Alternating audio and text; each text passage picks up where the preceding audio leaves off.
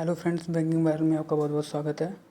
और ये मैंने एसबीआई क्लर्क मेंस का जो जो फ्री जो मॉक है जो अवेलेबल हुआ है 20 मई से, इसको मैंने दिया है। ठीक है, तो आप लोग देख सकते हैं कि क्या स्कोर आया। 71.65 मार्क्स आए हैं 200 में से। जो परसेंटाइल रही है 94.6 रही है। ठीक है, एक्यूरेसी 76% रही है। जो रैंक है 127 रही है। ठीक है, और आपको मैं सेक्शनल मार्क्स दिखा देता हूँ। ठीक है, तो मैंने जीए में 45 अटैम्प्ट किए थे, जिसमें से 34 करेक्ट हुए हैं और 11 गलत हो गए हैं। ठीक है, और 11 भी मतलब ऐसे गलत हुए हैं जो मेरे को आते थे। मतलब थोड़ा थोड़ा सा मिसकन्फ्यूजन। 11 में से मेरे को कम से कम 4 से 5 क्वेश्चन ऐसे आते थे, तो मतलब कि जो एकदम अच्छे से आते थे, बट थोड़ी सी मिसकन्फ्यूजन ऑप्शन की वजह से रॉन्ग हो गया। ठीक है, तो जो 45 तो जो मार्क्स आए हैं, 11 क्वेश्चन गलत हो गए इसमें, तो जो मार्क्स आए हैं आप लोग देख सकते हैं। 50 में से 31.25 आए हैं। ठीक है, और टॉपर के आप देख सकते हैं 36.25 आए हैं। तो और इसमें जो रैंक है, जीए की रैंक आप देख सकते हैं 60 रैंक है। ठीक है, 2335 में से।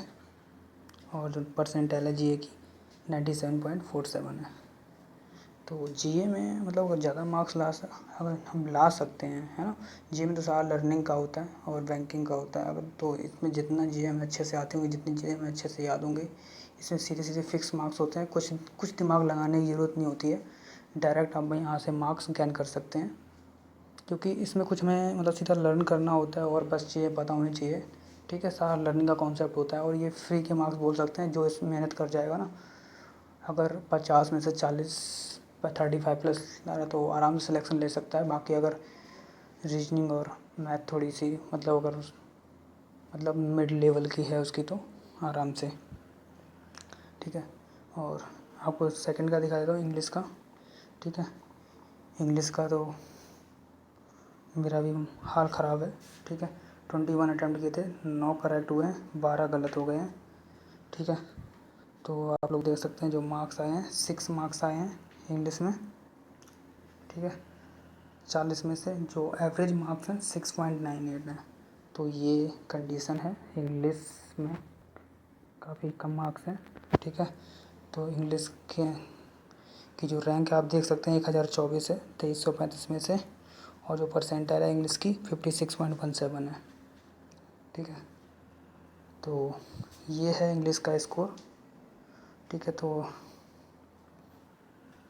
6 नंबर काफ़ी कम मार्क्स होते हैं, बट हालांकि अगर 10 मार्क्स तक भी आ जाते हैं तो काफ़ी अच्छा स्कोर हो जाता है।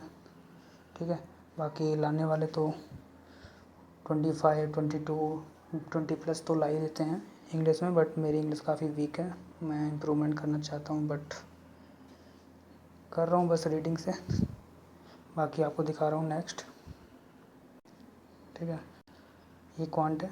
क्वांट में मैंने 14 क्वेश्चन करे, काफ़ी थोड़े से लेंथी क्वेश्चन भी थे।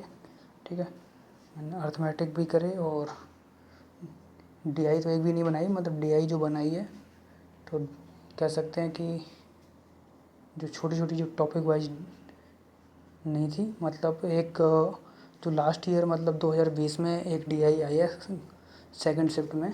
ठीक है, मेंसुरेशन बेस, बट वो मेंसुरेशन बेस नहीं थी, ये क्वाड्रेटिक क्वेश्चन बेस डीआई थी। ठीक है, वहाँ पे 5 क्वेश्चन थे।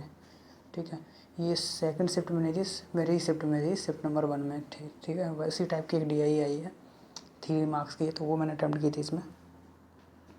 ठीक है, बिकॉज मैंने पहले एग्ज़ाम में अटैम्प्ट नहीं की थी, क्योंकि फर्स्ट टाइम देखा था तो अचानक से जो रियल एग्ज़ाम था वहाँ पे एकदम पता नहीं चला कि क्या आ गया भाई सामने अचानक से। ऐसा तो कोई क्वेश्चन देखा ही नहीं था, बट अब जब मैंने उसकी दोबारा से आके प्रैक्टिस की तब मेरे को वो आ रहा था। उसी टाइप के क्वेश्चन, इसमें 3 क्वेश्चन थे वो मैंने करे।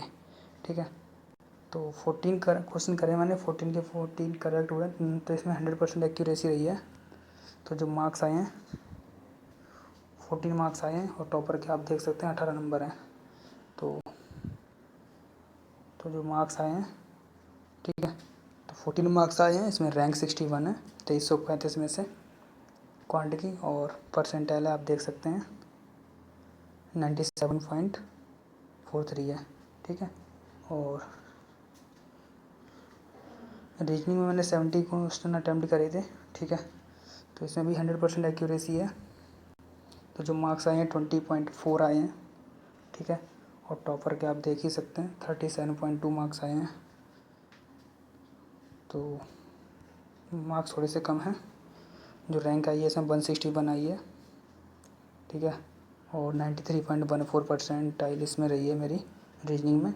तो रीजनिंग में क्या हुआ ना कि मैंने जो जो मेरे क्वेश्चन आते थे वो तो मैंने कर दिए, ठीक है। और प्रॉब्लम ये हुई कि मैं एक गलत पजल उठा ली, गलत पजल क्या मतलब पजल उठा ली और वो पजल मेरे से बनी नहीं। तो मेरे पास मतलब 16 क्वेश्चन मैं कर चुका था, ठीक है। 16 क्वेश्चन करने के बाद, हाँ 16 क्वेश्चन करने के बाद क्या हुआ कि मैंने एक मेरे पास अराउंड में 15 मिनट थे, ठीक है। तो मतलब 16 क्वेश्चन मैंने कर दिए थे। कितना 40 मिनट मिलता है ना इसमें, हाँ रीजनिंग में 45 मिनट मिलता है। तो मेरे पास 30 मिनट में और आधा घंटे में मैंने 16 क्वेश्चन कर दिए थे, ठीक है। और 15 मिनट रह गए थे, तो 15 मिनट में मैं एक बजे आराम से बना सकता था, बट मैंने वही पजल उठाई और बट वो मेरे से बनी नहीं। तो इसके बाद जब लास्ट में 3-4 मिनट रह गए तो फिर मैंने एक मैंने डेटा सफिशिएंसी का क्वेश्चन किया बस। उसमें भी 3 कंडीशन थी डाटा सफिशिएंसी में, तो उसको चेक करने में थोड़ा सा टाइम लगा। तो बस फिर मेरे से एक ही क्वेश्चन और हुआ, तो 17 ही क्वेश्चन कर पाया मैं। तो ये रहा, ठीक है।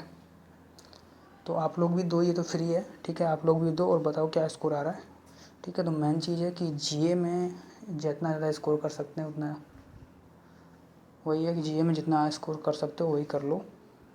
बाकी रीजनिंग और क्वांट सबकी सेम होती है। तो जीए में आप स्कोर ज़्यादा ज़्यादा इम्प्रूवमेंट करो, लर्न करो अच्छे से, ज़्यादा मल्टीपल टाइम रिवीजन करो, ठीक है। आप देख सकते हैं कि कितने मार्क्स आए, 31.25 आए हैं और जो परसेंटाइल रही है 97.47 रही। तो जीए में हम अगर 45 अगर अटैम्प्ट कर रहा हूँ तो मतलब कम से कम अगर 40 भी आ जाए तो काफ़ी अच्छा डिसेंट स्कोर हो जाता, ठीक है। मतलब 80+ मार्क्स हो जाते हैं आराम से, ठीक है। तो आप रीजनिंग और क्वांट का तो सेम रहता है, ठीक है। सबको लगभग उतना ही आता है। और इंग्लिश का किसी को कुछ पता नहीं होता इंग्लिश में कैसे क्वेश्चन आएंगे और इंग्लिश में कितनी एक्यूरेसी है, किसी को नहीं पता रहता।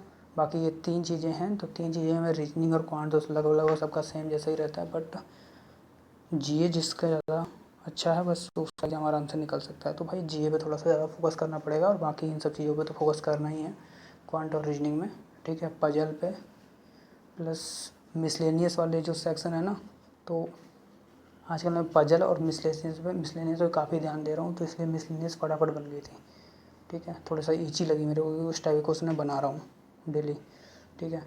और क्वांट में तो डीआई पे ज़्यादा फोकस करना पड़ेगा, ठीक है। मेंस एग्ज़ाम में डीआई होती है, तो यही है, ठीक है। बाकी अभी प्री तो देखते हैं कब होता है। मेंस की डेट तो फिक्स है 31 जुलाई। तो आप लोग भी तो और बताओ क्या स्कोर आ रहा है, ठीक है। Thank you.